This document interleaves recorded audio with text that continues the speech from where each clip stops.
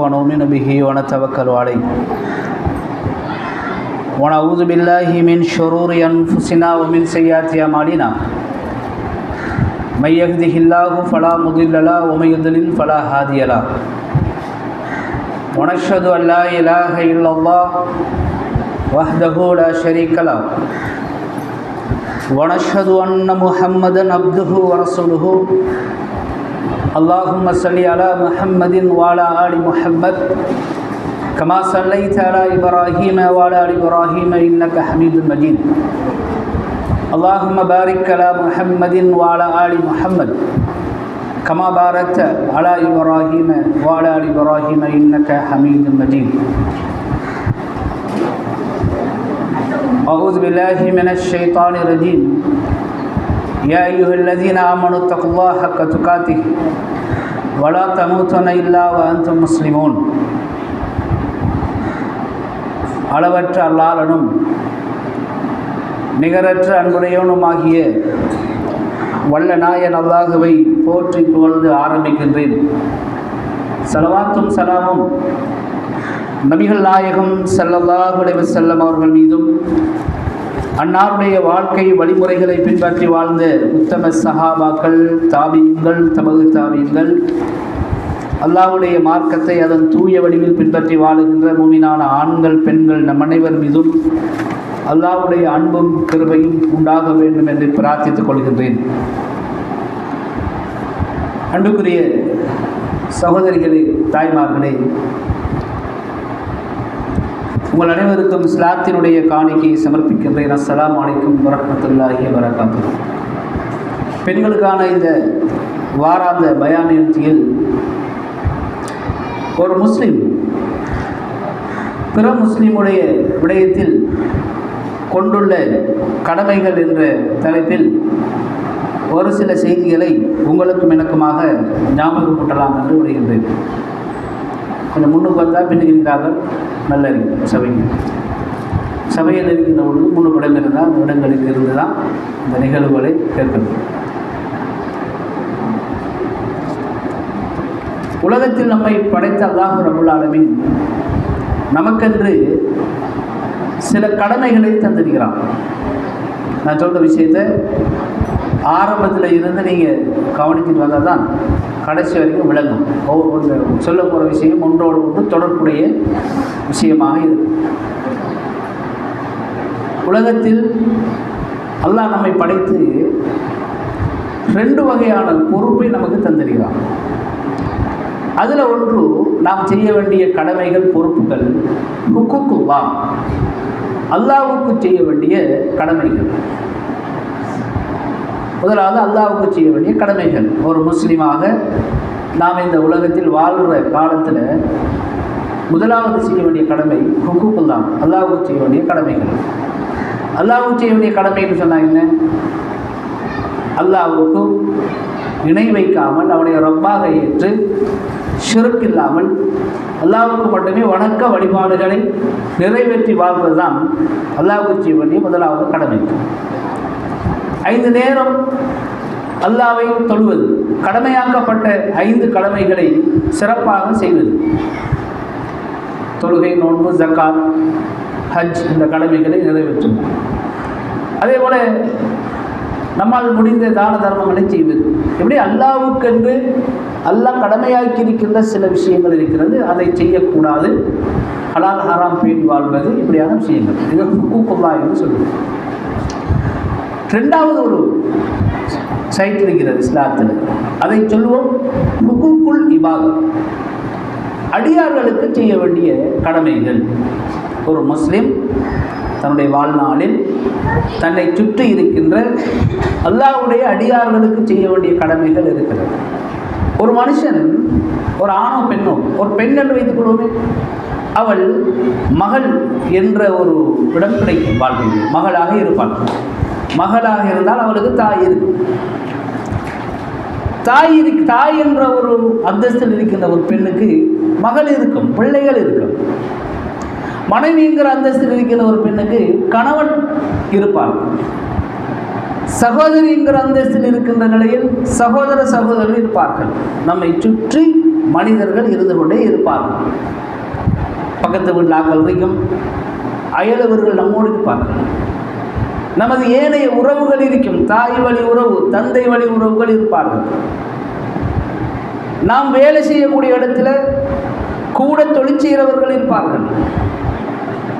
ஏதாவது ஒரு விஷயத்தின் அடிப்படையில், ஏதாவது ஒரு காரியத்தின் அடிப்படையில் நம்மோடும் மனிதர்கள் எப்பொழுதுமே தொடர்புடையவர்களாக இருப்பார்கள். ஆக ஒரு முஸ்லிமாக பிறந்த மனிதன், ஒரு ஆணோ பெண்ணோ, உலகத்தில் வாழ்கிற காலத்தில் தனிமையில் எனக்கு யாருமே வேணாம், நான் தனி மனுஷனாக வாழப்படுறேன் என்று வாழ முடியாது. மார்க்கத்தில் அப்படி அனுமதியும் இல்லை. உலகமுமானா, மனுஷனுமானா, குடும்பமுமானா, ஒன்றுமானா, நான் தனியே ஒரு வீட்டுக்குள்ளே அடைச்சிக்கிட்டு இருக்கிறேன், வெட்டக்கரங்கியும் வரமாட்டேன் என்று வாழ்கிற வாழ்க்கையை இஸ்லாம் என்ன செய்யலை, ஆதரிக்கலை. இஸ்லாத்தில் அப்படி ஒன்று இல்லை, அப்படி வாழ முடியாது. ரசூலுல்லாஹி ஸல்லல்லாஹு அலைஹி வஸல்லம் எந்த அளவுக்கு சொன்னார்கள் என்றால், ஒரு பெண் சமைக்கிறாள், அந்த சமையல் பக்கத்து வீட்டுக்கு அந்த சமையலுடைய வாசம் போகுமாக இருந்தால், நாம் வீட்டில் சமைக்கிறோம், சாதாரண ஒரு கறி சமைச்சா நல்ல வெள்ளிக்கிழமையில் சமைக்கிற நேரத்தில் பக்கத்து வீட்டார்கள் அந்த வாசம் போகும். ஸல்லல்லாஹு அலைஹி வஸல்லம் எந்த அளவுக்கு சொல்கிறார்கள் என்றால், அப்படியான ஒரு நிலையில் நீங்கள் இருந்தால் அயலவர்களுக்கு உங்களுடைய உணவில் இன்னைக்கு யாரையும் பிடிக்காது, என் வழி தனி வழி என்றெல்லாம் போக முடியாது.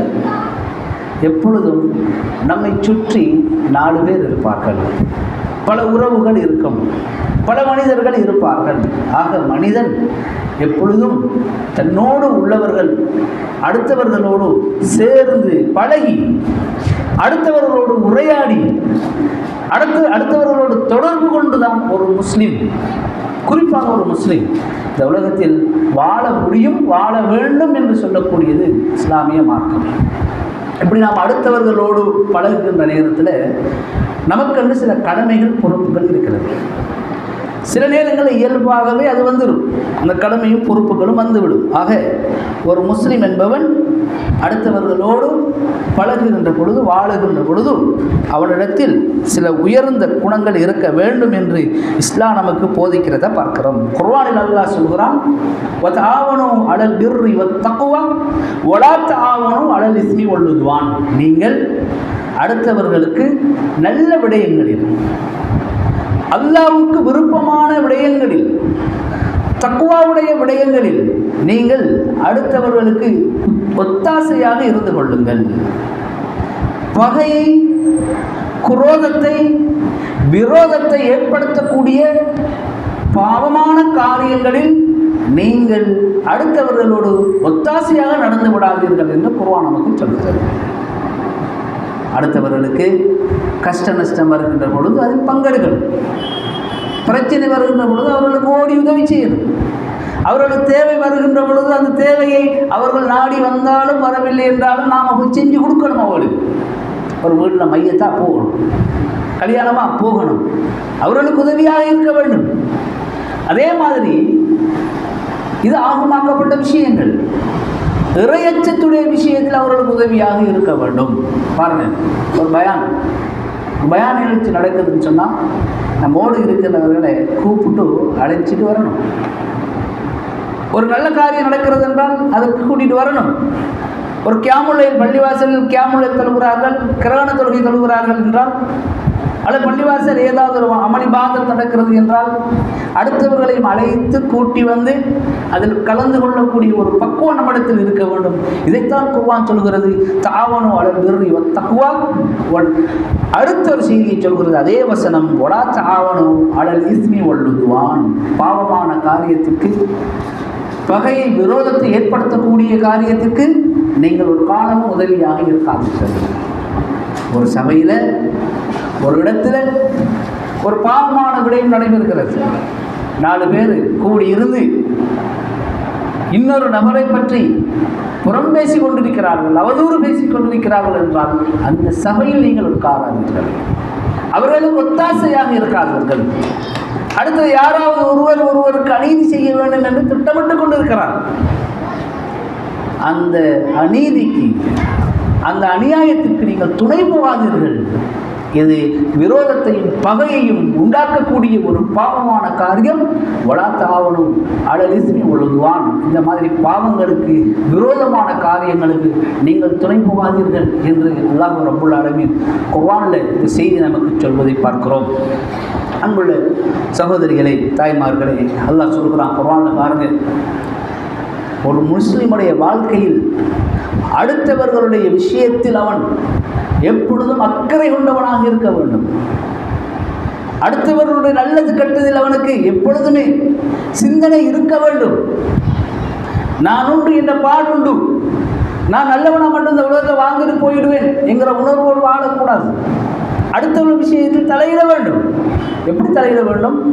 இஸ்லாம் அனுமதித்துள்ள, இஸ்லாம் கடமையாக்கியுள்ள, கட்டாயப்படுத்தியுள்ள காரியங்களில் விஷயங்களில் நாம் தலையிட்டு அடுத்தவர்களோடு ஒத்தாசையாக இருக்க வேண்டும் என்று குர்ஆன் சொல்கிறது. சூரத்துல் அஸ்ர், சிறிய சூரா, மிகப்பெரிய செய்தியை சொல்கிறது. வல் அஸ்ர் இன்னல் இன்சான லஃபீ குஸ்ர் இல்லல்லதீன ஆமனூ வஅமிலுஸ் ஸாலிஹாத்தி வதவாஸவ் பில் ஹக் வதவாஸவ் பிஸ் ஸப்ர். என்ன அழகான சூரா பாருங்க, சிறிய ஒரு சூரா. இந்த சூரா சொல்லக்கூடிய செய்தி, வல் அஸ்ர், காலத்தின் மீது சத்தியமாக, இன்னல் இன்சான லஃபீ குஸ்ர், மனிதன் நஷ்டத்தில் இருக்கிறான். எந்த மனிதன் நஷ்டத்தில் இல்லை? மனிதர்கள் எல்லோரும் நஷ்டத்தில் இருக்கிறார்கள். பொய்யிலும் புரட்டிலும் பாவத்திலும் அநியாயத்திலும் ஷிர்கிலும் குஃப்ரிலும் அல்லாஹ்வுக்கு மாற்றமான காரியங்களிலும் ஈடுபட்டு தங்களுடைய ஆயுளை வாழ்நாளை நாசமாக்கி கொண்டிருக்கிறார்கள். திடீர் நம்ம மனுஷனுக்கு மௌத்து வருகிறது. நாம் என்ன நிலையில் இருக்கிறோம் என்று யோசிக்க முடியாத அளவுக்கு மனிதர்களுக்கு மரணம் வந்து கொண்டிருக்கிறது. மையத்தை அடக்கி போட்டு வந்தவர் வார வழியில் மௌத்தா போறார். கபரு தோண்டி கொடுத்தவர் இன்றைக்கு அவருக்கு தோண்டிய கபூரில் ஒருவர் அடக்கம் செய்யப்படுகிறார். அடுத்த நாள் அதுக்கு பக்கத்தில் அவருக்கு கபரு தோண்டப்பட்டு அதில் அடக்கம் செய்யப்படுறது பார்க்குறோம் இல்லையா? மையத்துக்கு போகிறாங்க, தாய்மார்கள் சகோதரிகள் போவார்கள். போயிட்டு வந்தால் அடுத்துலேருந்து 2 நாள் நேரமாக தான் போகுது. ஸோ அப்படியான ஒரு மரணம், மௌத்து நம்ம எப்படி வந்தடையும் என்கிறது அறியாத ஒரு காலத்தில் நாமெல்லாம் வாழ்ந்து கொண்டு இருக்கின்றோம். வயது தராதரம் இல்லை. ஒரு காலத்தில் மௌத்தாகிறோன்னு சொன்னால், யாராவது ஊரில் இருக்கிற ஒரு வயசான மனுஷன் மௌத்தா போவார். அதுவும் எடுத்துடனே மௌத்தாகிறோன்னு கிழமை கணக்கில் குர்ஆன் ஓதுவாங்க வச்சுட்டு. அப்படி தானே கேள்விப்பட்டிருப்பீங்க நீங்கள்.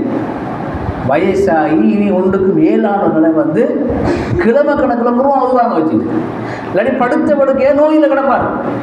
கிடந்து இனி 7 என்ற ஒரு நிலையில தான் மௌத்தாவோட கேள்விப்படுவோம். அது ஊரில் எங்கேயாச்சும் சம்பவம் நடக்கும். இன்னைக்கு மௌத் அப்படி அறிக்கும் சொல்லுங்க பார்ப்போம். அப்படி இல்லை. முதல் சீனிக்கும் ப்ரெஷருக்கும் கொலஸ்ட்ராலுக்கும் இந்த தொற்றா நோய்களுக்கு கிளினிக் போய் கொண்டிருந்தார்கள் அதிகமானவர்கள். இப்போ பார்த்தீங்கன்னு சொன்னால் ப்ரெஷர் சீனியெல்லாம் ஒரு வருத்தமே இல்லை. யாரும் வாயில் கேட்டாலும் என்ன வருத்தம்? Kidney failure, heart problem, liver problem சொல்கிறாங்களா இல்லையா? சாதாரணமாக சொல்கிறாங்க மக்கள். இந்த கிட்னி வாட்டுக்கு போய் பாருங்கள் நீங்கள், கியூ லைனில் நிற்கும். கிட்னி வருத்தம்ல வருத்தம் இப்போ தான் கேள்விப்பட்டிருப்பீங்க நீங்கள். அப்படி ஒன்று இருக்குது. ஆக நான் ஏன் சொல்கிறேன் என்றால், நாம் வாழக்கூடிய இந்த காலம் நம்முடைய அடுத்த நிமிடத்துக்கு, அடுத்த பொழுதுக்கு, நாளைய நாளுக்கு உத்தரவாதம் இல்லாத ஒரு காலத்தில் நம்ம வாழ்ந்துட்டு இருக்கிறோம். போய் படுத்தால் காலத்தால் மையத்தை அழுகுது, ரோட்டால் பீத்துக்கே இல்லலாம். ஒரு சின்ன ஒரு அடி விழுந்தாலும் ஆல்மோஸ்ட், சைக்கிளால் விழுந்தாலும் மௌத், பாத்ரூமில் விழுந்தாலும் மௌத். அப்போ எப்படி மனுஷன் வாழறது உலகத்துக்கு? நல்லா யோசிப்பாங்க. ஆகவே மௌத்தை தாண்டி வாழ முடியாது. மரணம் நம்மை விரட்டி கொண்டே இருக்கிறது. யாருமே ஓடவும் முடியாது, ஒளியவும் முடியாதுங்கிற அளவுக்கு மௌத்து நம்மை தேடிக்கொண்டிருக்கிறது. அல்லாஹ் சொல்லுகிறான், ஆயுள் கொடுக்கப்பட்ட இந்த ஆயுளை நல்ல முறையில், அல்லாஹ்வுக்கு விருப்பமான முறையில் பயன்படுத்தி வாழாத மனிதர்கள் நஷ்டவாளிகள் என்று அல்லாஹ் சொல்கிறான். யார் இந்த ஆயுளை சரியாக பயன்படுத்தியவர்கள்? குர்ஆன் சொல்கிறது, இல்லல்லதீன ஆமனு வ அமிலுஸ் ஸாலிஹாத்தி, ஈமான் கொண்டு சாலிஹான அமல்கள் செய்தவர்கள். இப்போ நம்மகிட்ட இருக்குது, ஈமான் இருக்குது, சாலிஹான அமல்கள் இருக்கிறது, நல்ல அமல்களில் ஈடுபடுகிறோம், 5 நேரம் தொழுகிறோம். ரசூலுல்லாஹி ஸல்லல்லாஹு அலைஹி வஸல்லம் சொன்னார்கள், எந்த பெண் ஈமான் கொண்டு 5 நேர தொழுகை நிறைவேற்றி, ஜமாத்து கூட இல்லை, வீட்டில் தொழுகிற, ஜமாத்து கடமை இல்லை பெண்களுக்கு, 5 நேர தொழுகையை நிறைவேற்றி ரமலானில் நோன்பு வைத்து தன்னுடைய கணவனுக்கு கட்டுப்பட்டு நடந்தால் அவளுக்கு சொர்க்கம் வாஜிபாகி விட்டது. இது கஷ்டமா? ஈமான் கொண்டிருக்கிறோம், 5 நேரம் தொழுகிறோம், வருஷத்தில் ஒருக்கா வர ரமலான், அதில் நோன்பு வைக்கிறோம், கணவனுக்கு கட்டுப்பட்டு நடக்கிறது. இவ்வளவுதான் ஒரு பெண்ணுக்கு. இதை செஞ்சிட்டாலா மறுமையில் அந்த பெண் அல்லாஹ்விடத்தில் சொர்க்கத்தை கேட்பதற்குரிய தகுதியை பெறுகிறாள். மற்றதெல்லாம் பிறகுதான், படிக்கிறது, தொழில் செய்கிறது, ஜொப் செய்கிறது, அது இது, அந்த சமூக சேவை செய்கிறது, இது செய்கிறது, ஹஜ்ஜி போகிறது, எல்லாம் பிறகுதான். அது ஒவ்வொருத்தரும் சூழ்நிலையை பொறுத்தது. ஆனால் பேசிக்காக சொர்க்கம் போகிறதுக்கு அல்லாஹ் ரப்புல் ஆலமீன் ஸல்லல்லாஹு அலைஹி வஸல்லம் அவர்கள், அல்லாஹ்வுடைய தூதர் சொன்ன செய்தி, ஈமான், தொழுகை, ரமலானில் நோன்பு பிடிக்கிறது, கடவுளை கட்டுப்பட வாழ்றது, இந்த 4 விஷயம் இருந்தால் அவளுக்கு கடமையாகிவிட்டது சொர்க்கம் என்று ஸல்லல்லாஹு அலைஹி வஸல்லம் சொன்னார். ஆக நம்ம ஈமான் கொண்டிருக்கிறோம், சாலிஹான அமல் செய்தோம். அடுத்தது குர்ஆன் சொல்கிறது, இதுதான் 2 முக்கியமான விஷயம், அடுத்தவர்களோடு சம்பந்தப்படுகிறது. நீங்கள் ஈமானோடு இருக்கிறீங்க, நல்லமல் செய்கிறீங்க, இதோட முடியாது.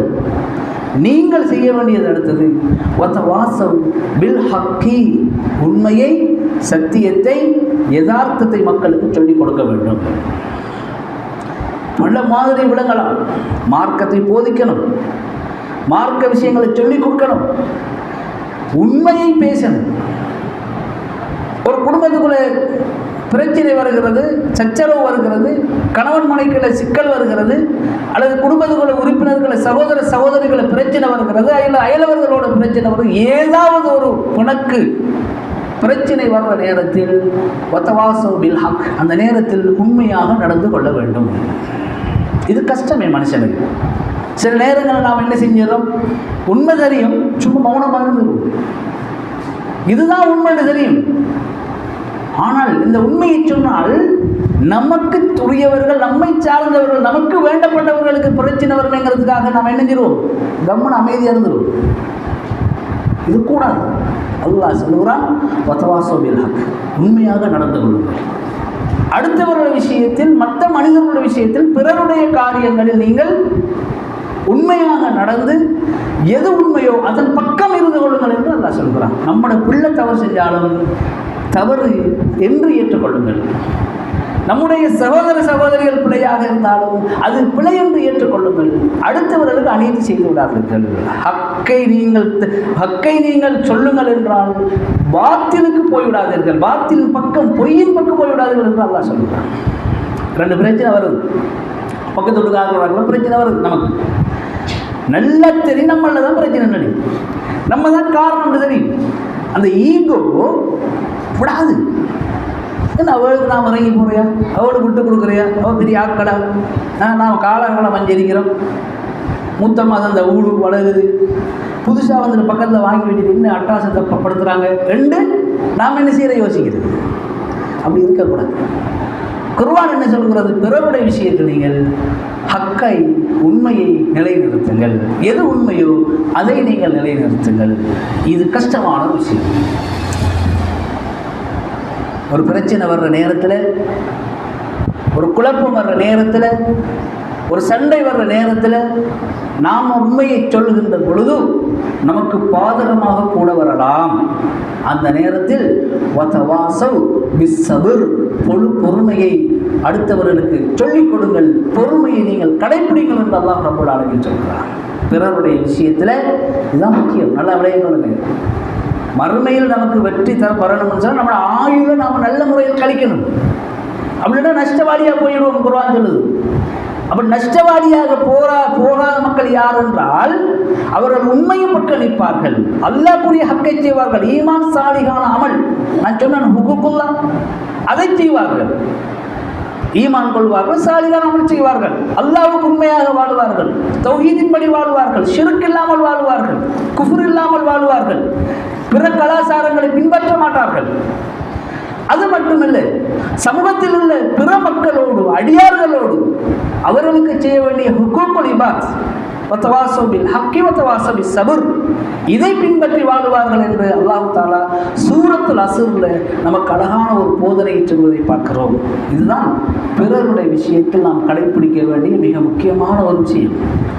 யார் நம்முடைய எதிரியாக இருக்கட்டும், நமக்கு வேண்டப்படாதவர்களாக இருக்கட்டும், நமக்கு பிடிக்காதவர்களாக இருக்கட்டும், எது உண்மையோ அதை பேச வேண்டும், எது உண்மையோ அந்த உண்மையின் பக்கம் நிற்க வேண்டும் என்ற செய்தியை அல்லாஹ் ரப்பல் ஆலமீன் குர்ஆனில் நமக்கு சொல்லித் தருவதை பார்க்கிறோம். ரசூலுல்லாஹி ஸல்லல்லாஹு அலைஹி வஸல்லம் அவர்களுடைய காலத்தில் ஒரு பெண்மணி களவெடுக்கிறார்.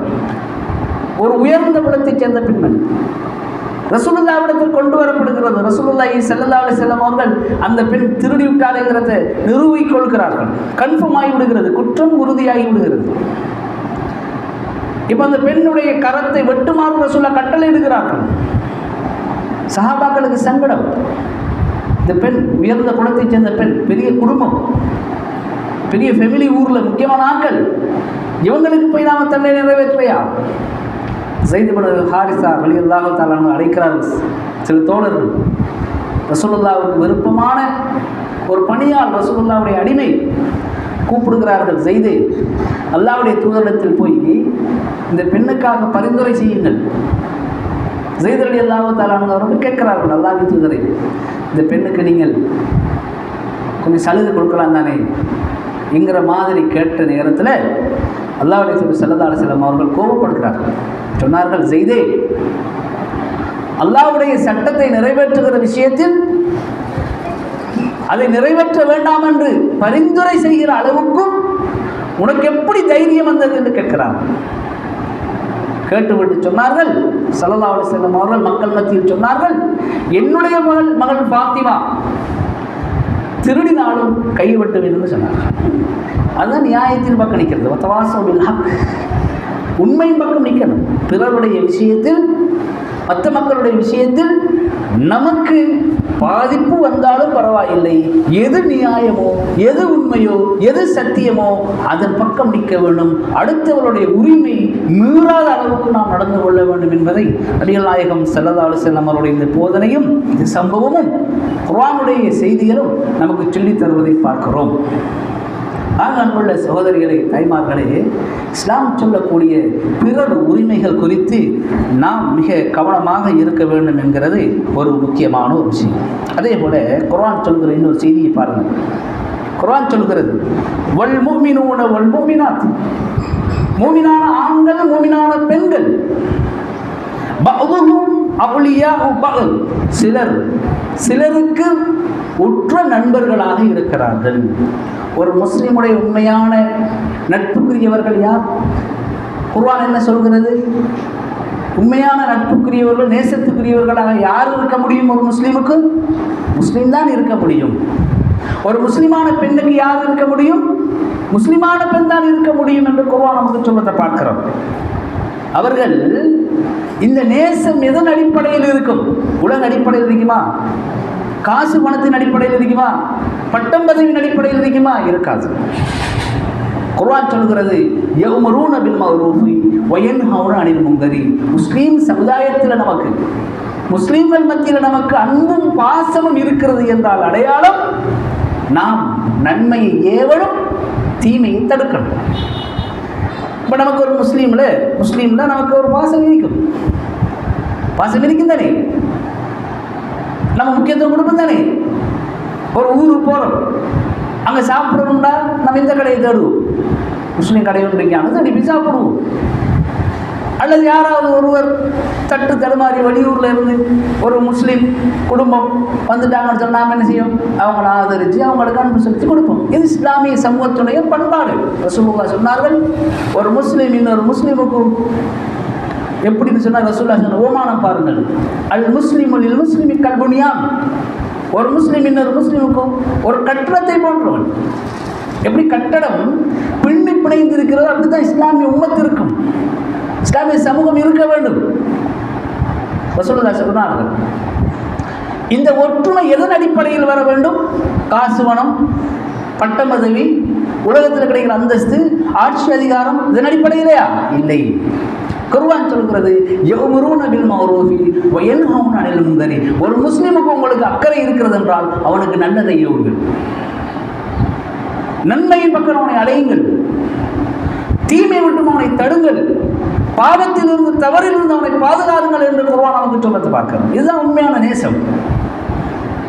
செய்கிற விஷயங்களை எல்லாம் ஏற்றுக்கொண்டு, செய்கிற தவறுகளை எல்லாம் நியாயப்படுத்தி, நமக்கு வேண்டப்பட்டவர்கள் முஸ்லிம்கள் தான், அவர்கள் செய்கின்ற தவறுகளுக்கெல்லாம் முட்டு கொடுத்து, அவர்கள் செய்கின்ற தவறுகளுக்கெல்லாம் நியாயம் கற்பித்து வாழுவது ஒரு ஈமானிய பண்பாடு அல்ல. நியாயத்தை பேச வேண்டும், உண்மையை சொல்ல வேண்டும், சத்தியத்தை சொல்ல வேண்டும். இது தவறு என்று சொல்லணும், இதை செய்யாத என்று சொல்லணும், இதை செய்ய என்று சொல்லணும்.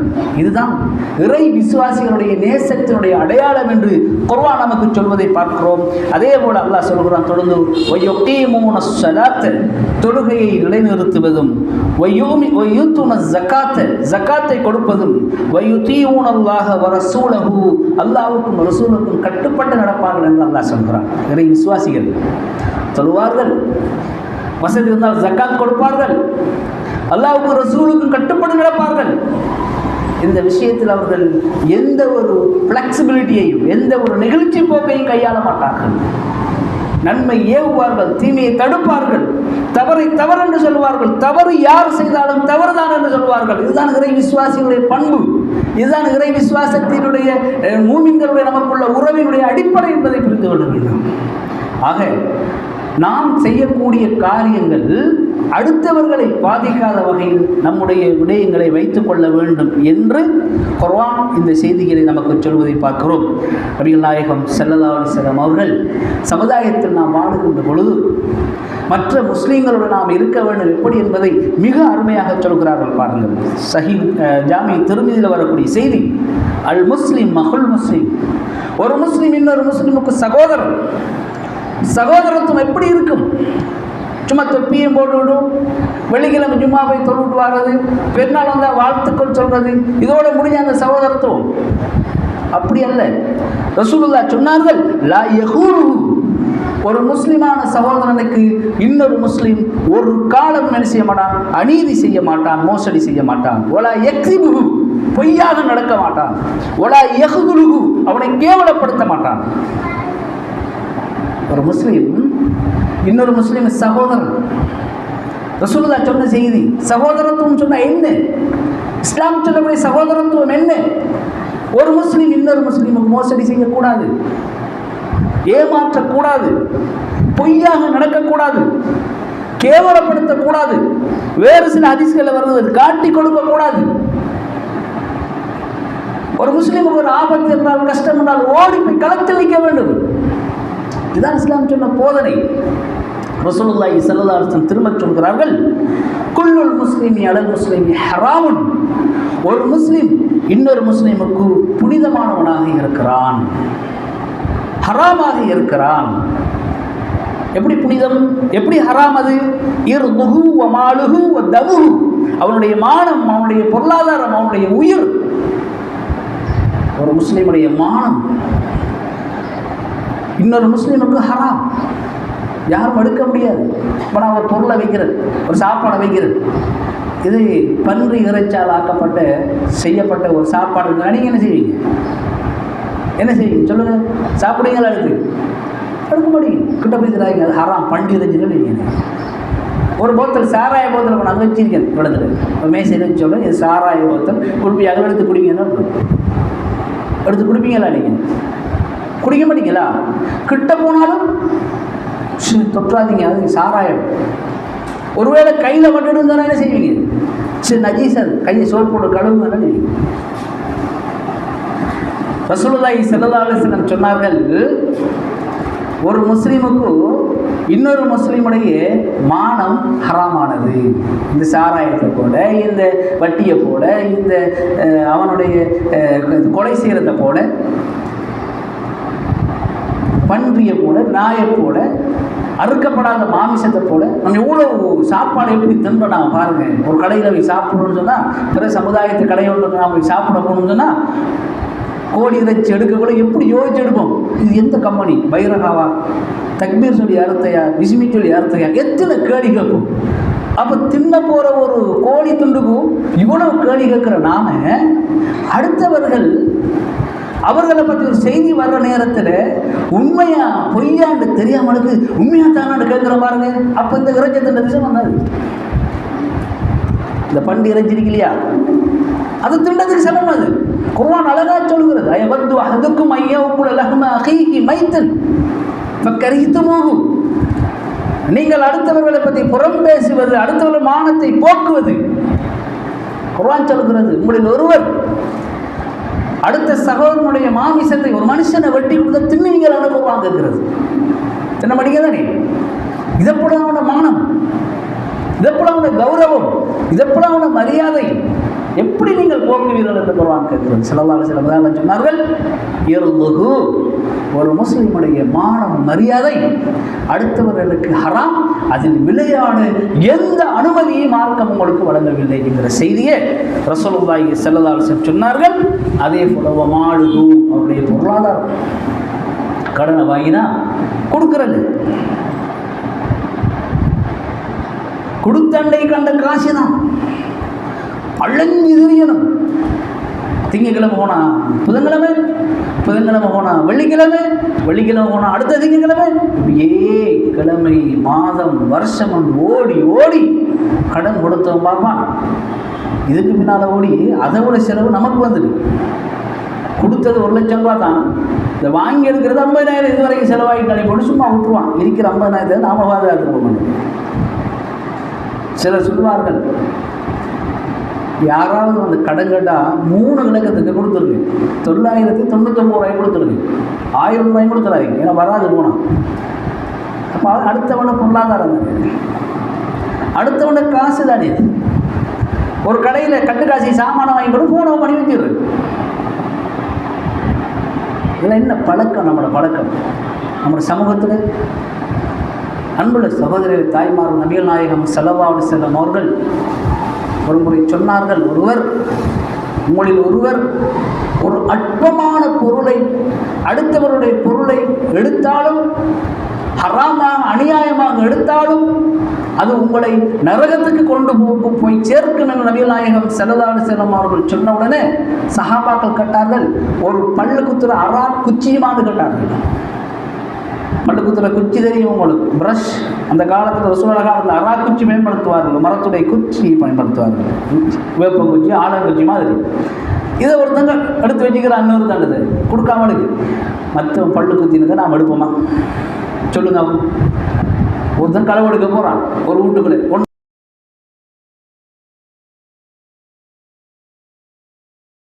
ரசூலுல்லாஹ்வோட ஆளு வரைக்கும் நரகம்.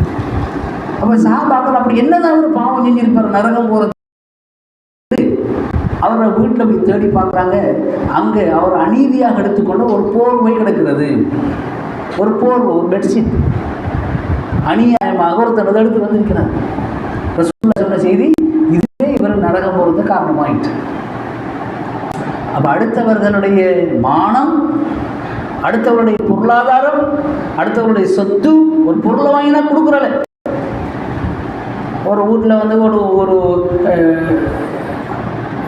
ஏதாவது ஒரு கரண்ட் பொருள் வீட்டு வேலைக்கு பயன்படுத்துகிற ஒரு அவனை வாங்கிட்டு போகிற, ஏதாவது ஒன்றுக்கு பாவிக்கிற, ஏதாவது பிரச்சனை வந்தால் மெதுவாக கொண்டு கொடுத்துட்ற, இந்தாங்க இல்லை. அவன் என்ன செய்வா? வாங்கிட்டு போனது தானே, வேலை தானே செஞ்சிருப்பான், இந்த பழுதாய் கொண்டு அரிப்பான், அவருக்கு தெரியுமா? அவன் வச்சுக்குவான். அவருக்கு எப்போ தேவைப்படுது? ஒரு மாதம் 2 மாதத்துக்கு போனால் வேலை செய்யாது. அப்போ இதெல்லாம் எவ்வளோ பெரிய அநியாயம். சின்ன சின்ன விஷயங்கள் தான், ஆனால் இது நம்மை நரகத்துக்கு கொண்டு போய் சேர்க்கும். அடுத்தவர்களுடைய சொத்து, அடுத்தவருடைய பொருளாதாரம், அடுத்தவருடைய பொருள், அடுத்தவருடைய விஷயம் நம்முடைய வாழ்க்கையில் கலந்து விடக்கூடாது. மிக கவனமாக இருக்க வேண்டும். இது அடியார்களுடைய பொறுப்பு, அடியார்கள் மீதான கடமைகளோடு சம்பந்தப்பட்டது. அதே போல ரசூலுல்லாஹ் சொன்னார்கள், தமுகு, அடுத்தவனுடைய இரத்தம், கொலை, சண்டை, சச்சரவு, அடிக்கிறது, அடுத்தவனை பல்ல உடைக்கிறது, அதான் கையை உடைக்கிறது, காலை உடைக்கிறது, உடல் ரீதியாக நோவினை செய்கிறது. தமுகு அப்படின்னா கொலை என்று மட்டும் விளங்கக்கூடாது, உடல் ரீதியாக நோவினை செய்கிறது. ஒரு பிரச்சனை வந்துட்டா காக்காக்கு தம்பியை ஒருத்தர் அடிக்க போனாங்கன்னா தம்பி மாலாம் சேர்ந்துட்டு மச்சாலாம் சேர்ந்துட்டு அடிச்சு கட்டிட்டு அடிக்கிறான் போட்டு. ஏன்னு கேட்கறது, இவன் என்ன குத்தம் செஞ்சான்னு கேட்கறது. அப்படிதானே வளமை, நம்மளோட வளமை. சொல்லுங்க, சொன்ன பொம்பளை போட்டு அடிப்பாள் பூந்து போய். ஏன் எதுக்குன்னு கேட்கறது. எந்த தம்பி ஏன் அடிச்சேன்னு அடிக்கிறது, எந்த தங்கச்சி ஏன் அடிச்சேன்னு அடிக்கிறது. ஏன், எதுக்கு, என்ன நடந்த, யாருல குத்தம், நம்ம யோசிக்கிறது.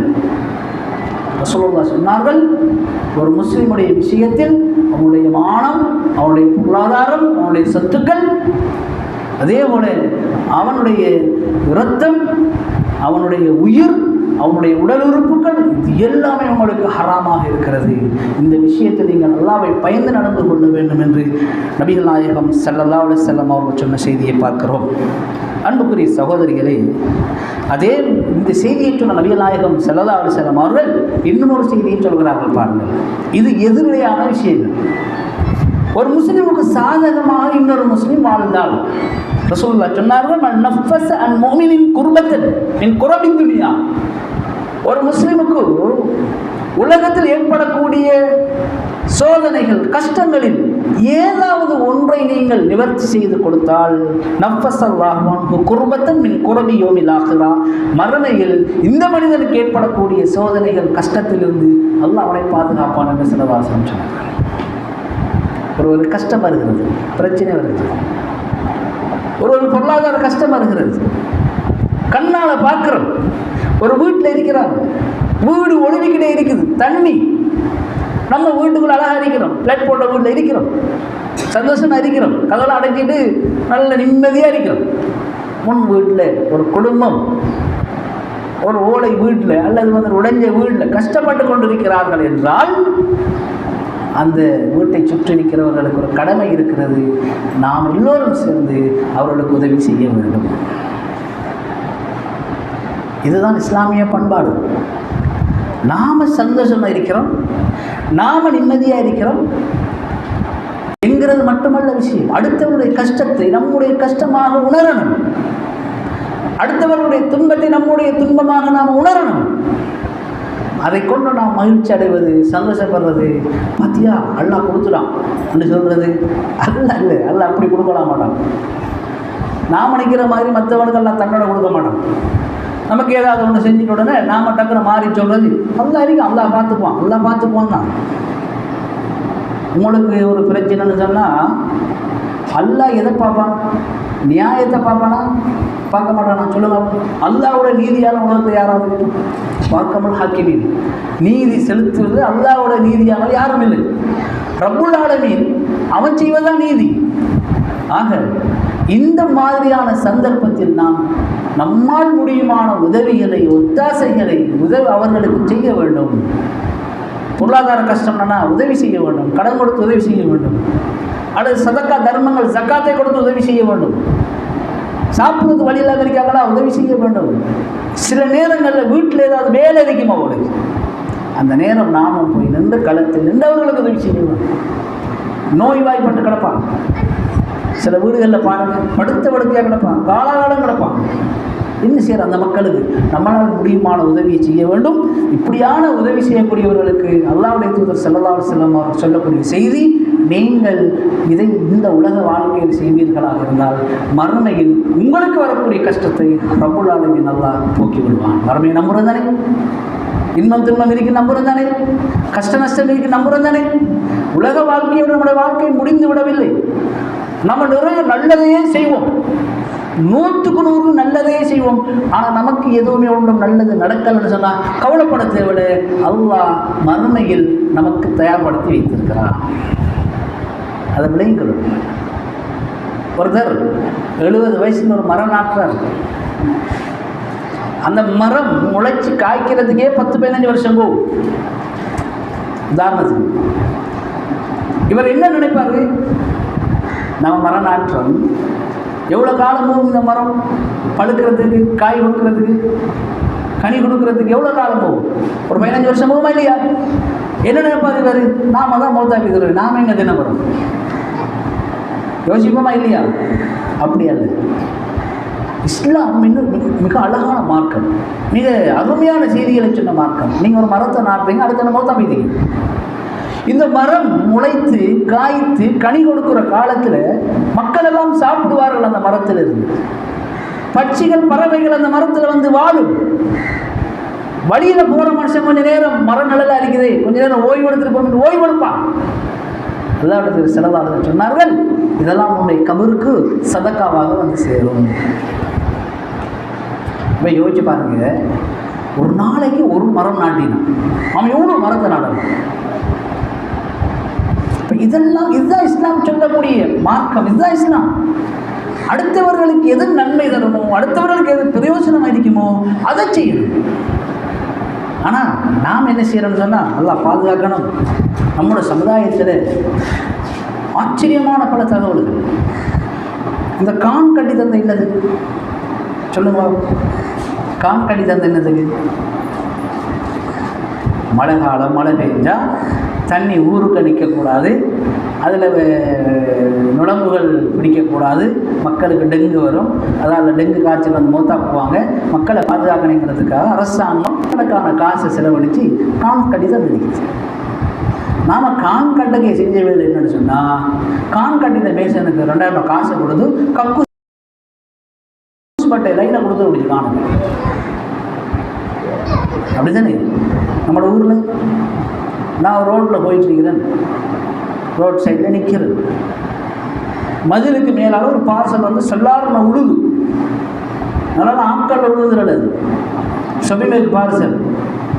அந்த பார்சல் வந்து உளுந்த உடனே அந்த ஏரியாவில் இருந்த நாய், பூனை, கோழி எல்லாம் ஓடி அந்த காகமெல்லாம் வந்து பிச்சு தின்னு. என்னன்னு பார்த்தா மீண்ட கழிவு. பாருங்க, காணுக்கு கொண்டாந்து தூக்கி போடுறையே பிரச்சனை. இது எப்படி வருதுன்னா, மதிலுக்கு மேலால வந்து போல் வந்து விழுகிற மாதிரி விழுது காணக்கூடாது. இப்போ டெங்கு வராமல் என்ன செய்யும்? இப்படி நாம செய்கிற தீங்குகளால், அநியாயங்களால், அட்டூழியங்களால், அடாவடித்தனத்தால் 2 பேருக்கு டெங்கு காய்ச்சல் வந்து அதுக்கு நமக்கு காரணமாக இருந்தால் அவங்க மௌத்தா போனால் இந்த கொலையாளிகிற பட்டியலில் நம்ம வரமாட்டோமா? அன்புள்ள சகோதரிகளே, உலகத்தில் வாழ்கிற பொழுதும் நேரடியாக நம்ம தீங்கு செய்கிற மட்டும் இல்லை, நாம் செய்கிற ஒரு காரியம் மறைமுகமாக கூட நம்ம தீங்கு செய்கிற மாதிரி இருந்து விடக்கூடாது. ரசூலுல்லாஹி ஸல்லல்லாஹு அலைஹி வஸல்லம் உதாரணம் சொன்னார்கள். ஒரு பாலைவனத்தில் ஒருவர் போறாரு, அவருக்கு எதால போறோன்னு வழி தெரியலை. அவர் என்ன செய்யறாருன்னா, ரொம்ப கஷ்டப்பட்டு வழியை கண்டுபிடிக்கிறார், இதாலாம் போகணும்னு சொல்லி. அந்த நேரம் என்ன செய்யறாருன்னு சொன்னா, பின்னால் இதே மாதிரி யாராவது வந்து கஷ்டப்படக்கூடாதுங்கிறதுக்காக ஒரு தடியை நட்டி வைக்கிறார். நட்டி வச்சுட்டு போறாரு. இன்னொருத்தர் வராரு, நடு ரோட்ல வழியில ஒரு கம்பு இருக்குது. அவர் என்ன யோசிக்கிறாருன்னு சொன்னா, இது என்ன நடு ரோட்ல குத்தி வச்சிருக்குது, இது மக்கள்ல பட்டா மனுஷன் விழுந்துருவானே, கைகால் உடஞ்சின மேலே போடு, அவர் தூக்கி எறிஞ்சிட்டு போறாரு. இப்ப 2 பேருக்கும் அல்லாஹ் ரப்புல் ஆலமீன் கூலியை கொடுக்குறான். ஏன், என்ன காரணம்? 2 பேருடைய நோக்கமும் நல்ல நோக்கம். நமக்கு அல்லாஹ் வந்து நம்மளோட நோக்கத்துக்கெல்லாம் கூலி தர தொடங்கினா, நல்லா யோசிச்சு பாருங்க நம்மளோட நிலைமை என்னன்னு சொல்லு. நாம நல்லதையே கூட மோசமான நோக்கத்துடன் அப்படியான ஒரு சமுதாயத்தில் நம்ம வாழ்ந்து கொண்டிருக்கிறோம். அன்புள்ள சகோதரிகளே, இந்த விஷயங்களை எல்லாம் நீங்கள்லாம் இப்படியெல்லாம் இருக்கிறீங்கன்னு நான் சொல்ல வரல. நீங்கள் அல்லாஹ்வுடைய அருளால் மார்க்கத்தை படிக்கிறதுக்காக, இந்த செய்தியை கேட்கறதுக்காக நல்ல நீயத்தோடு அல்லாஹ்வுக்காக இந்த இடத்துல வந்து இருக்கிறீர்கள். இதை சமுதாயத்தில் போய் சொல்லணும். நீங்கள் உங்களுடைய பிள்ளைகளுக்கு சொல்லணும், உங்களுடைய உறவுகளுக்கு சொல்லணும், உங்களுடைய சகோதர சகோதரிகளுக்கு சொல்லணும். நீங்கள் அடுத்தவர்களுக்கு இந்த விஷயங்களை சுட்டி காட்டணும். இப்படி செய்யாதீங்க, இது பிழை, இது தவறு. ரோட்டில் மண்ணை கொடினா அள்ளுங்க, சைக்கிள்காரன் சறுக்கி விழுறான், சொல்லி கொடுக்கணும். ஒரு சைடில் கல்லும் இன்னொரு சைடில் குடும்ப மண்டையும் கூட அடுக்காதீங்க. இதெல்லாம் மக்களுக்கு தீங்கு, அநியாயம், அடுத்தவர்களுக்கு செய்யக்கூடிய அநியாயம். நம்ம இதெல்லாம் மக்களுக்கு சொல்லி கொடுக்கணும். நாங்கள் சொல்லி கொடுக்கலன்னு சொன்னால் நம்ம இங்கே வந்து விஷயங்களை படிக்கிறதால எந்த ஒரு பிரயோஜனமும் இல்லை என்பதை புரிந்து கொள்ள வேண்டும். அதே போல் நபிகள் நாயகம் ஸல்லல்லாஹு அலைஹி வஸல்லம் அவர்கள் ஒரு முஸ்லீம் இன்னொரு முஸ்லீமுக்கு செய்ய வேண்டிய கடமைகளை மிக அழகாக பட்டியலிடுகிறார்கள். ஹக்குல் முஸ்லிம் முஸ்லிமி சித்தும், ஒரு முஸ்லீம் இன்னொரு முஸ்லீமுக்கு செய்ய வேண்டிய கடமைகள் 6 என்று ஸல்லல்லாஹு அலைஹி வஸல்லம் சொன்னார். நல்லா ஞாபகம் வச்சுக்கொள்ளுங்க. ஒன்று, இப்போ சாபாக்கள் கேட்குறாங்க, மா உன்னையா ரசூலுல்லாஹ், அல்லாஹ்வின் தூதரே அது என்ன என்று கேட்கிறார்கள். அல்லாஹ்வுடைய தூதர் சொன்னார்கள், இதா லகீத்தஹு ஃபஸல்லிம் அலைஹி, நீ ஒரு முஸ்லீமை சந்தித்தால் சலாம் சொல்ல வேண்டும். இது முதலாவது ஒரு முஸ்லீமுக்கு செய்ய வேண்டிய கடமை. ஒய்தா தஆக ஃபஅஜிபுஹு, ஒரு முஸ்லீம் ஒரு விருந்துக்கு உன்னை அழைத்தால் அதற்கு நீ விடை கொடுக்க வேண்டும். சலாம் சொல்றது பாருங்க, முக்கியமான விஷயம். நாம சலாம் சொல்றோம், எல்லாரும் சலாம் சொல்ற படம் கேட்குற, யாரும் சலாம் சொல்ற, யாரை பார்த்து சிரிக்கிற, யாரை பார்த்து புன்னகை செய்கிற, யாரும் தெரிஞ்சாக்கள் இருந்தால் சிரிச்சிருப்போம், தெரிஞ்சாக்கள் இருந்தால் சலாம் சொல்லுவோம். இது அல்ல இஸ்லாம் சொல்லுவது. ரசூலுல்லாஹ் சொன்னார்கள், தெரிந்தவர்களுக்கும் அலாமன் அரஃப்த வமன் தஅரிஃப், தெரிந்தவர்களுக்கும் தெரியாதவர்களுக்கும் சலாம் சொல்ல வேண்டும். எல்லாரும் சலாம் சொல்லணும் பழக்கம் இருக்கிறது. குழந்தைகளுக்கும் சலாம் சொல்லணும், சின்ன குழந்தைகளுக்கு சலாம் சொல்லி பழக்கணும். இந்த விஷயங்கள் ஒரு முஸ்லீம் இன்னொரு முஸ்லீமுக்கு செய்ய வேண்டிய கடமைகள் என்று ரசூலுல்லாஹ் ஸல்லல்லாஹு அலைஹி வஸல்லம் உணர்த்துகிறார்கள். ஒரு சலாம் சொன்னால் அதற்கு பதில் சொல்ல வேண்டும். சலாம் சொன்னால் நமக்கு ஒரு பெருமை வந்துடக்கூடாது. பார்த்தீங்களா, ஏன்னா எல்லாரும் சலாம் சொல்லிட்டு போகிறாங்க, இது சும்மா இருக்கிறதா? சலாம் சொல்கிறது கடமை என்றால் பதில் சொல்வது அதை விட பெரிய கடமை. பதில் சொல்லிடணும். சலாம் சொன்னால் பதில் சொல்ல வேண்டும். ஒரு முஸ்லிமை சந்தித்து சலாம் சொல்வதும் பதில் சொல்வதும் கடமை. ரசூலுல்லாஹ் 2வது சொன்னார்கள், ஒய்தா தஆக ஃபஜிபுஹு, உன்னை அழைத்தால் விருந்துக்கு அழைத்தால் நீ பதில் கொடுக்க வேண்டும் என்று சொன்னார்கள். விருந்து இஸ்லாமிய சமூகத்தில் உள்ள உயர்ந்த குணம். ஒன்றாக கூடி உரையாடி மக்களோடு மக்களாக கலந்து சாப்பிடுறது அல்லாஹ் இந்த உலகத்தில் நமக்கு தர ஒரு சந்தர்ப்பம். மூமின்களுடைய குணம். அப்படியான விருந்துகளுக்கு அழைக்கப்படுகின்ற பொழுது நாம் உரையாடிக்க வேண்டும். தேடி வந்து நம்மகிட்ட சொல்கிறாங்கன்னு சொன்னால் எவ்வளோ பெரிய ஆட்கள் தேடி வந்து நம்மளை சொல்லுவாங்க. ஒரு கௌரவப்படுத்தி நம்மளை சொன்னால் நம்ம அவங்களை கௌரவப்படுத்த தெரியணும். நமக்கு 1000 பிரச்சனை இருக்கும், 1000 சோழி இருக்கும், பிரச்சனை இல்லை. சாப்பாடு கொடுத்தாங்கன்னா அவங்கள மதித்து போய் சாப்பிடணும். அவங்க நமக்கு சாப்பாடு இல்லைங்கிறதுக்காக வந்து கூப்பிடலை, நம்மளை மரியாதை கொடுத்து அழைக்கிறார்கள். அதில் நம்ம பெருமை காட்டக்கூடாது, பெருமைக்காக போகாமல் இருக்கக்கூடாது. சில நேரங்களில் எப்படியோ நடந்த ஒரு பகையை மனசில் வச்சுக்கிட்டு இவரோட நம்ம சாப்பாடு போறியா வெட்டி இருக்கக்கூடாது.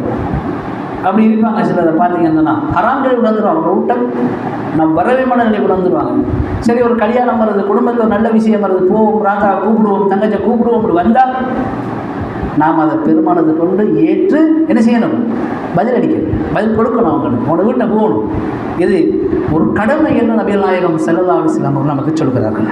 ஹக்குன்னு சொல்கிறார்கள். கூப்பிடுறது அவங்களோட உயர்ந்த குணம் என்றால் பதில் கொடுப்பது நம்முடைய கடமை என்று ரசூலுல்லாஹி ஸல்லல்லாஹு அலைஹி வஸல்லம் சொல்றதை பார்க்கிறோம். 3வது சொன்னார்கள், இதஸ்தன் சஹக ஃபன்ஸஹ் லஹு, உபதேசம் கேட்டால் உபதேசம் செய்யணும். சிலர் வந்து நம்மளை கேட்பாங்க இல்லையா, நான் ஒரு விஷயம் செய்ய போகிறேன், உங்களோட அட்வைஸ் என்ன, இது எப்படி செய்யலாம் அப்படின்னா சுயநலம் இல்லாமலும் பதில் சொல்லணும். சில நேரங்களில் நம்ம அட்வைஸ் பண்ணுறதை பயப்படுவோம். நம்மளோட பெரிய ஆளாகிட்டு வரும், நம்மளோட முக்கியமான ஆளாகிட்டு வரும், நாம் இன்னும் இவருக்கு இதெல்லாம் சொல்லிக் கொடுக்க, இப்படி இருக்கக்கூடாது. இது முஸ்லீமுடைய குணமே இல்லை. அல்லாஹ் யார் யாருக்கு எதை கொடுக்குறானோ அது அந்த வழிக்கு அல்லாஹ் கொடுப்பான். நம்ம இன்னொருவருக்கு நல்ல வழியை காட்டி கொடுக்குறதால, நல்ல விஷயங்களை சொல்லிக் கொடுக்குறதால நமக்கு எதுவும் குறைஞ்சி போகிறது. சில நேரங்களில் ஒரு நல்ல துணி நல்ல உடுப்பு வந்துட்டுன்னா எந்த கடமை சொல்கிறதுக்கு சில பொம்பளைகளுக்கு சில கஷ்டம். நல்ல துணியில் அபாயா போட்டுக்கிறீங்க, இந்த துணி எங்கே வாங்கினு சொல்கிறது. ஏன் இவளும் அதை போய் வாங்கினாலும் நம்ம அடிமாடியில் அமைது சொல்கிறது. நசீகத்துங்கிறது உலக விஷயங்களாக இருக்கிறது, மறுமை விஷயங்களாக இருக்கிறது. எந்த ஒரு காரியமாக இருந்தாலும் கேட்டால் உண்மையை சொல்லி அவங்களுக்கு வழிகாட்டுறது ஒரு முஸ்லிமுடைய கடமை. அதே போல வைதா ஆதிஷ ஃபஹமித் அல்லாஹ சொன்னார்கள், ஒருவர் தும்மி அல்ஹம்துலில்லாஹ் சொன்னால் பக்கத்தில் இருக்கிறவர் என்ன சொல்லணும்? யர்ஹமுக்கல்லாஹ் என்று சொல்லணும். இதுவும் ஒரு இறை விசுவாசியினுடைய உயர்ந்த குணம். ஏன் தெரியுமா? ரசூலுல்லாஹ் சொன்னார்கள், ஒருவர் தும்மினா நமக்கு 60 பறிக்கும். அதெல்லாம் யோசிச்சு பாருங்க. முதல் காலத்தில் தும்மினாங்க, நமக்கு பெருசாக விடங்கள். இந்த கொரோனாக்கு ஒரு பக்கத்தில் யாராவது தும்மினா நமக்கு கஷ்டம் அதிகம். இந்த கொரோனா உடனே இருந்துடும். இதுக்குள்ள எங்க துவா ஓதுறாங்க? அப்படி பார்க்கக்கூடாதுங்கிறதால சிலதால சொல்லுறாங்க, சகோதரத்துவங்கிறது மனுஷனுக்கு இயல்பாக வரக்கூடிய தும்மல் அடக்கவே இல்லாது. அடக்கவே இல்லாதோட தும்மல் அது அடக்கவும் கூடாது. தும்மியவர் அல்ஹம்துலில்லாஹ் சொல்லணும். கேட்டிருக்கிறவர் யர்ஹமுக்கல்லாஹ் என்று அவருக்கு பதில் சொல்ல வேண்டும். இது கடமை என்று நபிகள் நாயகம் ஸல்லல்லாஹு அலைஹி வஸல்லம் சொன்னார்கள். அதே போல வைத மரியவான் நோயாளியாக இருந்தால் நன்கு விசாரிக்க போகணும். இது பெண்கள்கிட்ட உள்ள உயர்ந்த குணம். அது நம்மளோட ஊரில் மாஷா அல்லாஹ் நோயாளிகளை தரிசிக்கிறது பெண்களோட உயர்ந்த குணம். இது ஒரு முஸ்லிம் கட்சியுடைய கடமை என்று ஸல்லல்லாஹு அலைஹி வஸல்லம் சொன்னார்கள். ஆண்கள் கூடுதலாக இந்த ஆர்வம் காட்ட மாட்டாங்க. இப்போ வீட்டில் நீங்கள் ஆண்களை நீங்கள் தானே செய்யணும், ஆர்வப்படுத்தி அனுப்பணும். அதே போல வைதா மாத்த ஃபத்தபியூஹு, மரண வீடுகளுக்கு சென்று அங்குள்ள மக்களுக்கு, அந்த வீட்டில் மரணம் ஏற்பட்ட வீட்டில் உள்ளவர்களுக்கு நீங்கள் ஆறுதல் கூற வேண்டும். இதுவும் கடமை என்று நபிகள் நாயகம் ஸல்லல்லாஹு அலைஹி வஸல்லம் அவர்கள் சொன்ன செய்தியை பார்க்கிறோம். நம்முடைய சகோதரிகளே, தாய்மார்களே, உண்மையில் ஒரு முஸ்லீமாக நாம் இந்த உலகத்தில் வாழ்கிற காலத்தில் நாம் அடுத்த முஸ்லீம் பற்றி அக்கறை கொள்ளணும், கவலைப்படணும். அடுத்தவர்களுடைய பிரச்சனையை பற்றி நம்ம யோசிக்கணும். நம்மளால் என்ன முடியும்? ஆனால் அது கஷ்டமான விஷயம். சில நேரங்களில் நாமளே சும்மா மம்பளை மாட்டி நம்ம அறிவரும். அல்லாவுக்காக நாம் ஒரு காரியத்தை செய்வமாக இருந்தால் நிச்சயமாக அல்லாஹ் ரப்பல் ஆலமீன் அதுக்குரிய கூலியை நமக்கு தருவார். இந்த நாட்டில் இந்த இலங்கையில் முஸ்லீம்களுக்கு எந்த பிரச்சனை வந்தாலும் நம்ம அந்த முஸ்லீம்களுடைய விஷயத்தில் அக்கறை கொள்ளணும், கவலைப்படணும். அதே போல உலகத்தில் எந்த மூளை முடுக்களையும் ஒரு முஸ்லீமான சகோதரனுக்கு பிரச்சனை கஷ்டம் சொன்னால் அது நமக்கு கவலையாக இருக்கணும். இன்றைக்கு நாமளாம் சந்தோஷமாக வாழ்றோம், அழகாக சாப்பிட்றோம், அழகாக தூங்குறோம், நிம்மதியாக இருக்கிறோம். ஒரு காலத்தில் உங்களுக்கு தெரியும், இங்கே தாய்மார்கள் இருக்கிறீங்க, நிம்மதியாக இருக்கலாம். எந்த பக்கத்தால் பொம்மை வந்து நம்மளோட தலையில் விழுவோண்டு பயந்து தூங்கின ஒரு காலம் இருந்துச்சு, உங்களுக்கு தெரியும். இந்த குழந்தைகள் எல்லாம் அந்த காலத்தில் குழந்தைகளை வச்சுட்டு அந்த தாய்மார் தந்தைமார் பட்ட கஷ்டம், எந்த நேரம் நமக்கு ஆபத்து வருமோ, பிரச்சனை வருமோ, பயங்கரவாதிகள் வருவார்களோ, நம்மை சுடுவார்களோ, கொலை செய்வார்களோ அச்சத்தில் வாழ்ந்தார்கள். ஆனால் அன்றைக்கு அப்படி அதை விட மோசமான ஒரு வாழ்க்கையை காசாவில் உள்ள மக்கள் வாழ்ந்து கொண்டிருக்கிறாங்க. அவங்க நம்மளோட சகோதரர்கள், நம்மளோட ஈமானிய உறவுகள். அந்த மக்களை பற்றி கவலைப்படணும். நாம கொஞ்சம் நேரம் அந்த குழந்தைகளை பற்றி கொஞ்சம் பாருங்க. இந்த குழந்தைகளை பாருங்க, இந்த குழந்தைகள் என்ன பாவம் இந்த உலகத்தில். அந்த மக்கள் படுற துன்பம், துயரம், எந்த நேரம் நம்மளோட தலையில வந்து குண்டுடும், எந்த நேரம் இந்த பில்டிங் இடிஞ்சுடும், எந்த நேரம் நம்ம மௌத்தாகவும் ஷஹீதாகப்படுவோம் என்கிறது எதிர்பார்த்து கொண்டு வாழக்கூடிய ஒரு மக்கள். சாப்பிட்றது சாப்பாடு இல்லை, குடிக்கிறது தண்ணீர் இல்லை, படிப்பில்லை, ஹாஸ்பிட்டல் இல்லை, ஒன்றுமில்லை. ஒரு சுடுகாட்டில் வாழ்ற மாதிரி தான் மக்கள் வாழ்கிறார்கள். யூதர்கள், சிறைவேல அரசு, சியோனிச அரசு, அந்த ஆக்கிரமிப்பு அரசு உலகத்திலேயே கேவலமான ஒரு அரசாங்கம், கேவலமான ஒரு நாடு அது. யூதர்கள் என்கிறவர் கேவலமானதுங்கிறதை காட்டிக் கொண்டிருக்கிறார்கள். நபிமார்களை கொலை செய்தவர்கள் அவர்கள். ரசூலுல்லாஹி ஸல்லல்லாஹு அலைஹி வஸல்லம் அவர்களுடைய தலையில் பாறாங்களை தூக்கி போட்டு கொலை செய்வதற்கு முயற்சி செய்த சமூகம் அவர்கள்.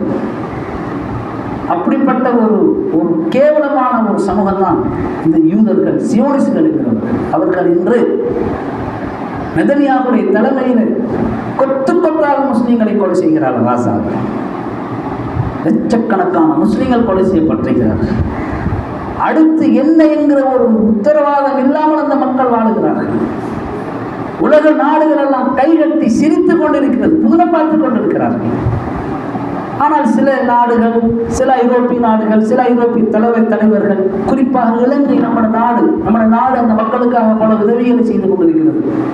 இப்போ இருக்கிற NPP அரசாங்கமாக இருக்கட்டும், இதற்கு முன்னால் வந்த அரசாங்கங்களாக இருக்கட்டும், எல்லோருமே இந்த நாட்டில் உள்ள இந்த நாட்டு மக்கள், பலஸ்தீன மக்களுக்காக கண்ணீர் சிந்தி அவர்களுடைய போராட்டத்தினுடைய அந்த நியாயத்தை அறிந்து ஆதரவு குரல் கொடுத்த நாடு தான் இந்த இலங்கைங்கிற நாடு. நம்ம அந்த மக்களுக்கு எதிராக ஒரு காலம் இருக்கலை. இந்த நாட்டோட எல்லா மக்களும், தமிழ் மக்களாக இருக்கட்டும், சிங்களவர்களாக இருக்கட்டும், முஸ்லீம்களாக இருக்கட்டும், எந்த மதத்தை எந்த சமூகத்தை சேர்ந்தவராக இருக்கட்டும், யாருமே சிறைவலர்களுடைய இந்த அநியாயத்தை, அடாவடித்தனத்தை யாருமே அங்கீகரிக்கவில்லை. பலஸ்தீன மக்களுக்காக குரல் கொடுக்கிறாங்க. நம்ம பார்த்தோம், போன வாரம் கூட இந்த நாட்டோட அரசியல் தலைவர்கள் ரோட்டில் நின்று இந்த மக்களுக்காக குரல் கொடுத்தாங்க. ஆனால் உதவி செய்ய வேண்டிய அரபு நாட்டு தலைவர்கள் இஸ்ரேலுக்கு உதவியாக இருக்கக்கூடிய அமெரிக்காவோடு கைகோர்த்து கூட்டாளியாக இருந்து கொண்டிருக்கிறார்கள். அதான் வேதனையும் ஆச்சரியம். நாம் இங்கிருந்து என்ன செய்யலாம்? ஒன்றும் செய்ய முடியாது. ஆதரவு தெரிவிக்கலாம், நம்முடைய ஆதரவை வெளிப்படுத்தலாம், அந்த மக்களுக்கு அல்லாஹ்விடம் துஆ செய்யலாம். ஆனால் பக்கத்தில் இருக்கின்றவர்கள், உதவி செய்ய வேண்டியவர்கள், யார் அநியாயம் செய்கிறானோ, யார் அந்த மக்களை துவம்சம் செய்கிறானோ, அதற்கு யார் துணை போகிறானோ அவர்களோடு நட்புறவை பேணி அவர்களோடு நல்ல நண்பர்களாக இருந்து கொண்டும் இந்த மக்களை கைவிட்ட ஒரு அபாயகரமான, ஒரு கவலையான ஒரு நிலை இன்று காசாவில், குறிப்பாக காசாவில் முழு பலஸ்தீனத்திலே உள்ள முஸ்லீம்களுக்கு இந்த நிலை ஏற்பட்டிருக்கிறது பார்க்கிறோம். இந்த மக்களை நம்ம கொஞ்சம் நேரம் நினைச்சு பார்க்கலாம். நம்ம நிம்மதியாக சாப்பிடுறோம், நிம்மதியாக தூங்குகிறோம், பெருநாள் எப்போ வரும் உடுப்பு போடலாம் அந்த ஆசையோடு இருக்கிறோம். நம்முடைய பிள்ளைகள் நாளைக்கு ஸ்கூலுக்கு போகும், எப்படி அனுப்பலாம் என்ற கற்பனையோட தாய்மார்கள் இருப்பீர்கள். அந்த பிள்ளைகளை, அங்குள்ள வயோதிபர்களை, அங்குள்ள தாய்மார்களை, அங்குள்ள தந்தைமார்களை ஒரு கணம் நினைத்து அந்த மக்களுக்காக நம்முடைய ஆடம்பரங்களையும் நம்முடைய களியாட்டங்களையும் நம்முடைய இன்பங்களையும் ஓரளவுக்கு நாம் குறைத்து கொண்டு அந்த உம்மத்துடைய இந்த காசா மக்களுடைய துன்பத்திலும் துயரத்திலும் பங்கெடுக்கக்கூடிய உணர்வு நமக்கு இருக்க வேண்டும். முஸ்லீம் அல்லாதவர்கள், ஏனைய சமயத்தைச் சேர்ந்தவர்கள், ஏனைய சமூகங்களை இனங்களைச் சேர்ந்தவர்கள் எத்தனையோ பேர் என்று காசாவுக்கு குரல் கொடுத்ததற்காக அவர்கள் சிறையில் அடைக்கப்பட்டிருக்கிறார்கள். வெளிநாடுகளில், அமெரிக்காவில் கூட அப்படி நடந்திருக்கிறது.